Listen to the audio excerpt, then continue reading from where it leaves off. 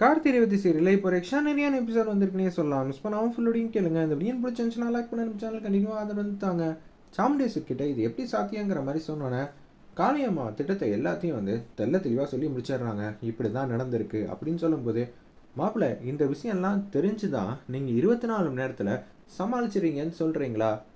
ஆமாம், நம்ம மேலே தப்பு இருக்கத்த. அப்படி இருக்கிற சூழ்நிலையில் நம்ம இதை தனக்கு சாதகமாக பயன்படுத்தணும்னா, எனக்கு இந்த விஷயத்தை திசை திருப்பணும்னா 24 மணி நேரம் அவகாசம் இருந்தால் போதும்.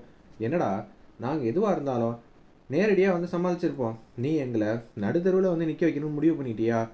மாப்பிள்ளையை பற்றிலாம் அப்படியெல்லாம் சொல்லாத, நமக்காக தானே பேசுகிறாரு. இவர் எப்போதுமே இப்படி தான் பேசுவாங்கன்னு சொல்லிட்டு அந்த இடத்துல சந்திரகலா சொல்லிகிட்டு இருக்காங்க.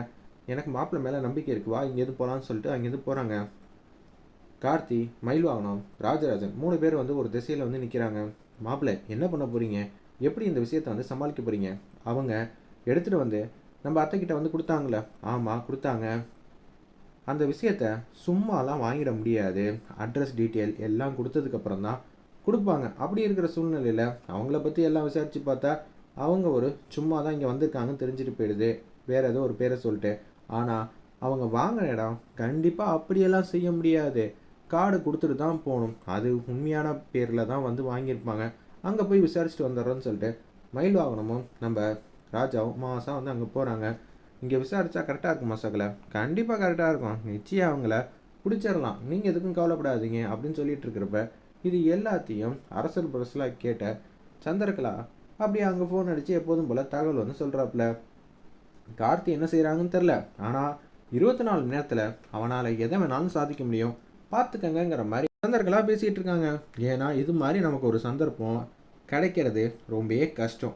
இது நமக்கு கைக்கு கிடைச்ச வெற்றி. இந்த 24 மணி நேரம் மட்டும் கடந்துட்டா நிச்சயம் எங்கள் அக்கா சந்தோஷமாக இருக்கிறத நான் பார்க்கணுங்க, ரொம்ப நாள் ஆச்சுங்க அப்படின்னு சொல்லி மாற்றி பேசிகிட்டு இருக்காங்க. சரின்னு சொல்லிட்டு ஃபோனை வச்சிடுறாங்க. பின்னாடி திரும்பி பார்த்தா நம்ம சாமுண்டேஸ்வரி இருக்காங்க.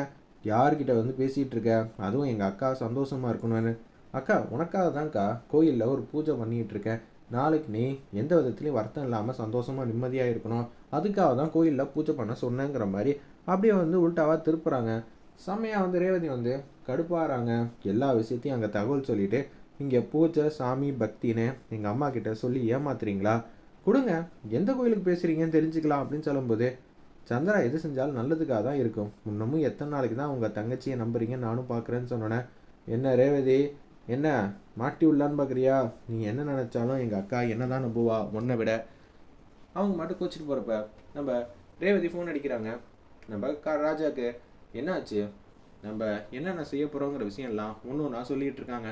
அவங்க சொல்லனா தான் ஆச்சரியம். நீ எதுவும் வெளியில் காட்டிக்காத, நீ சிரிச்ச முகமாக அப்பப்போ ஃபோன் பேசுகிற மாதிரி நடி. இப்படியெல்லாம் பண்ண போகிறீங்களா? அப்போனா அவங்க மாட்டிக்க போகிறாங்கன்னு சும்மா ஏதாவது பேசு, அவங்கள பாட்டப்படவே வச்சுக்கிட்டு போதுமா அப்படின்னு சொன்னோன்னே, சரி அவ்வளோதானே, நான் பார்த்துக்கிறேங்கிற மாதிரி அந்த இடத்துல சொன்னோன்னே ஃபோனை வச்சுட்டாங்க. நம்ம கார்த்தி, அப்படியா அப்படின்னு சொல்லி சந்திரா கேட்கும்போது, இவ்வளோ ஈஸியாக இந்த விஷயம் முடியும்னு நான் நினச்சி கூட பார்க்கல. சரி சரி ஓகே, எனக்கு என்னமோ சந்தோஷம்தான். நீ எது செஞ்சாலும் ஹாப்பியாக தான் இருக்கும். நாளைக்கு சிவனாடி தோக்க போகிறாங்க. இன்னொரு வாட்டி நம்ம அம்மா முன்னாடி அசிங்கப்பட்டு நிற்க போகிறாங்களா? சரி சரின்னு சொல்லிட்டு ஃபோனை வச்சிடுறாங்க. அப்போ ஆடா இப்போ தான் திருப்தியாக இருக்குங்கிற மாதிரி சொல்லிவிட்டு அவங்க மட்டும் கேஷுவலாக கீழே இறங்கி வராங்க. இதை கேட்ட உடனே ஒன்றும் புரியல நம்ம சந்திராவுக்கு. எப்பட்றா இவ சும்மா சொல்கிறாளா, இல்லாட்டி ஏதாவது ஒரு யோசிச்சு வச்சுருப்பானா, அவனை நம்ப முடியாதே அப்படின்னு சொல்லும்போது அங்கே போயிட்டு விசாரிக்கிறாங்க. இது மாதிரி ஒருத்தவங்க வாங்கிட்டு போயிருக்காங்க. அவங்க என்னென்னலாம் பண்ணாங்கங்கிற விஷயத்த கேள்விப்படுறாங்க. தம்பி, இதை நான் நேத்தி மட்டும் 10 பேர்கிட்ட கொடுத்தேன். அவங்க எப்படி இருந்தாங்கன்னு தெரிஞ்சாதானே நல்லதாக இருக்கும். வரப்போயே எப்படி இருந்தாங்க என்ன இருந்தாங்கங்கிற மாதிரி அங்கடையாளத்தை வாங்கிட்டு தான் இருக்காங்க. சார், ஒருத்தர் ஹைட்டாக இருந்தாங்க, ஒருத்தர் வெள்ளையாக இருந்தார், கலராக இருந்தாருன்னு எல்லாரும் சொல்லிட்டு இருக்காங்க. சரி தம்பி, அப்போனா இவங்களா தான் இருப்பாங்கன்னு சொல்லி அந்த இடத்துல சொல்லும்போது, சார் இந்த இடத்துக்கு அடிக்கடி வரவங்கன்னு ஒரு சில பேர் இருப்பாங்க, அவங்கள விட்டுருங்க. புதுசாக யார் வந்தால் அவங்க டீட்டெயில் மட்டும் கொடுங்கன்னு சொன்னோன்னே டக்குன்னு வாங்குறாங்க. அவங்க டீட்டெயில் எல்லாத்தையும் ஃபோட்டோ எடுத்து நான் அனுப்பிச்சிக்கலாமா சார், ஒரே ஒரு நிமிஷம் மட்டும் பெர்மிஷன் தாங்கன்னு சொன்னோன்னே புதுசாக யார் வந்தாங்களோ அவங்க 2 பேரோட கார்டை மட்டும் தராங்க. ஃபோட்டோ எடுத்து ரேவதிக்கு அனுப்பிச்சோன்னே சாமுண்டீஸ்வரிக்கிட்ட கேளு, இவங்க தான் வந்திருக்காங்களான்னு. ஆமாம், இவங்க தான் வந்திருக்காங்களான்னு ரகசியமாக கேட்க சொல்லியிருக்காங்க. அதனால சாமுண்டீஸ்வரிக்கிட்ட கேட்குறாங்க. ஆமாம், இவங்க 2 பேர் தான் வந்திருக்காங்க. எப்படி மாப்பிள்ளை கண்டுபிடிச்சிட்டாரு? அதெல்லாம் அசால்ட்டாக கண்டுபிடிச்சிருவாங்க. இந்த விஷயத்தை யார்ட்டையும் சொல்லிடாதீங்கன்னு சொன்னோன்னே ஆமாங்கிற மாதிரி தலையாட்டுறாங்க. நம்ம ரேவதி வந்து ஃபோனில் சொன்னோன்னே சரி நாங்கள் பார்த்துக்குறோன்னு சொன்னோன்னே அவங்க எங்கே இருக்காங்க ஏது இருக்காங்கன்னு தெளிவாக தெரியுது. உடனே ஒரு காளியம்மா வந்து அவங்களுக்கு நிறைய பணத்தை கொடுத்து நீங்கள் வெளியூருக்கு வந்து போயிடுங்க, எப்போதுமே நீங்கள் இன்னும் கொஞ்சம் நாளைக்கு இந்த பக்கமே வந்துடக்கூடாது, வந்தீங்கன்னா எங்களுக்கு எதுவும் இல்லை, நீங்கள் தான் மாட்டிப்பீங்க அப்படின்னு சொன்னோன்னே சரிம்மா இனிமேட்டு இந்த ஊரில் எங்களுக்கு என்ன வேலை இருக்குன்னு அவங்க மாட்டுக்கும் போயிட்டுருக்காங்க.